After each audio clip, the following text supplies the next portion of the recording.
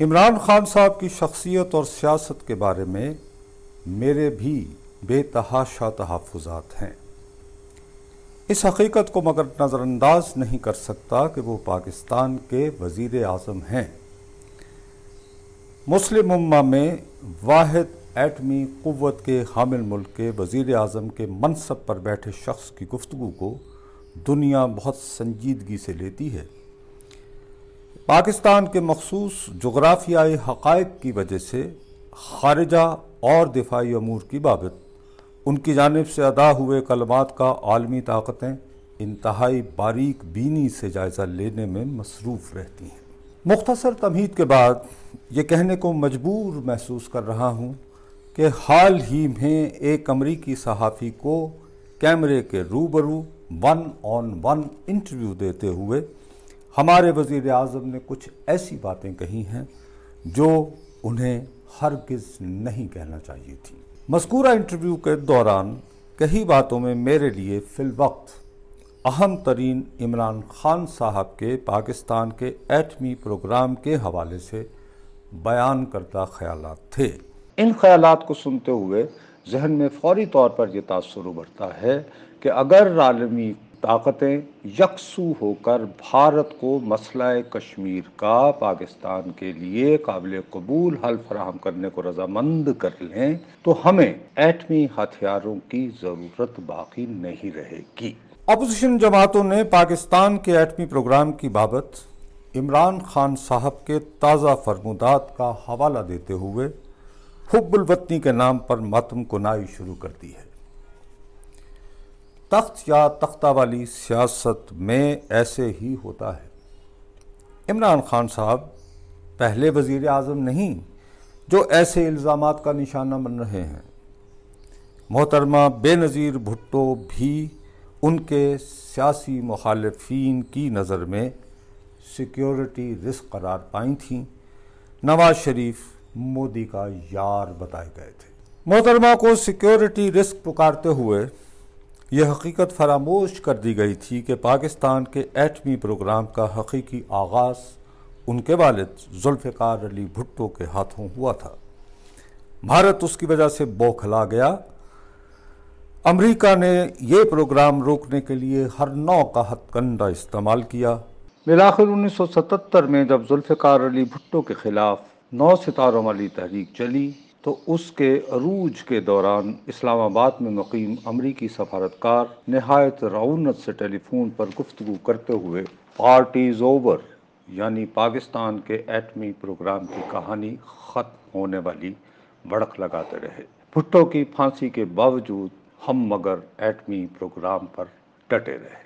اپنے پہلے دور حکومت میں سیکیورٹی رسک ٹھہرائی محترمہ بے نظیر بھٹو 1993 میں جب دوبارہ برسر اقتدار آئیں تو ہمارے لیے اہم ترین سوال ایٹمی ہتھیاروں کے مؤثر استعمال کو یقینی بنانا تھا۔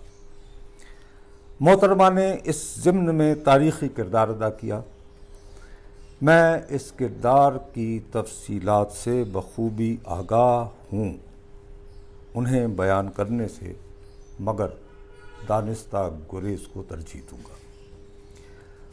فروعات میں گم ہو جانے کی بجائے اس کالم کے ذریعے ویسے بھی بنیادی طور پر یہ اصرار کرنا مقصود ہے کہ مسئلہ کشمیر کا ہمارے ایٹمی پروگرام سے براہ راست کوئی تعلق نہیں۔ پاکستان کو اس کی جانب در حقیقت بھارت نے دھکیلا تھا۔ 1971 میں اس کی فوج نے پاکستان کو 2 لخت کرنے کے بعد بنگلہ دیش کے قیام کو یقینی بنایا تھا۔ بنگلہ دیش کے قیام کے 3 برس بعد بھارت نے 1974 میں ایٹمی دھماکہ کر دیا۔ مقصد اس دھماکے کا دنیا کو یہ باور کروانا تھا کہ وہ جنوبی ایشیا کا حتمی چودھری ہے۔ وہ یہ فیصلہ کرے گا کہ اس کے پاکستان جیسے ہمسائے خارجہ امور کے حوالے سے کون سی راہ اختیار کریں۔ بھارت کی چودراہٹ والے خواب ہی ہماری پریشانی کا تاہم واحد سبب نہیں تھے۔ برطانوی راج کے دوران جب اس خطے میں جمہوریت کے نام پر مقامی اشرافیہ کو اقتدار میں حصہ دینے کی بات چلی تو سر سید احمد خان جیسے دور اندیش مسلمان رہنما چوکنا ہو گئے۔ انہیں خطرہ لاحق ہوا کہ بندوں کی گنتی والی جمہوریت اس خطے میں بالآخر ہندو اکثریت کے راج کی راہ ہموار کرے گی۔ تقسیم بنگال کے خلاف ہوئے ہنگاموں نے مسلمانوں کو مزید پریشان کر دیا۔ اسی باعث مسلم لیگ کا قیام مسلم اکثریتی مشرقی بنگال کے شہر ڈھاکہ میں ہوا تھا۔ اس کے بعد مسلم شناخت کے حوالے سے دو قومی نظریہ کی ابتدا ہوئی۔ بالآخر قائد اعظم کی شبانہ روز محنت کے صدقے مسلم شناخت کی فکر 1947 میں پاکستان کے قیام کا کلیدی سبب ہوئی۔ بھارت کے کسی بھی حکمران نے بھارت ماتا کی تقسیم کی حقیقت کو دل سے کبھی قبول نہیں کیا۔ مسئلہ کشمیر بھی اسی تناظر میں نمودار ہوا تھا اور ابھی تک اپنی جگہ پوری شدت سے موجود ہے۔ دریسنا بھارت میں بتدریج راشٹریہ سیوک سنگھ جیسی ہندو انتہا پسند تنظیمیں مضبوط تر ہونا شروع ہو گئیں۔ بھارتیہ جنتا پارٹی اس کا سیاسی روپ ہے۔ اس تنظیم کا حتمی ہدف مہا بھارت کی بحالی ہے۔ 2014 میں بھارتی وزیر اعظم کے منصب پر فائز ہو جانے کے بعد نریندر مودی اور اس کی جماعت نہایت ڈٹائی سے اس ہدف کے حصول میں مبتلا دکھائی دے رہی ہے۔ شہریت کے نام پر بنائے قوانین مودی سرکار ہی نہیں بلکہ اس کے نظریاتی سرپرستوں کے عزائم کا بھرپور اظہار ہیں۔ 5 اگست 2019 کے روز مقبوضہ کشمیر کے خلاف اٹھائے اقدامات اسی سوچ کے عکاس ہیں۔ ہمارے خطے میں بھارتی بالادستی کا خواب پاکستان کی ابدی پریشانی کا کلیدی سبب ہے۔ اس حقیقت کو نگاہ میں رکھیں تو مسئلہ کشمیر کا ہماری خواہشات کے مطابق کوئی حل دریافت ہو بھی جائے تب بھی ہم بھارتی بالادستی کے عزائم سے غافل رہنے کی بابت سوچ ہی نہیں سکتے۔ پاکستان کے ایٹمی پروگرام کو لہٰذا ہر صورت برقرار رکھنا اس تناظر میں لازمی ہے۔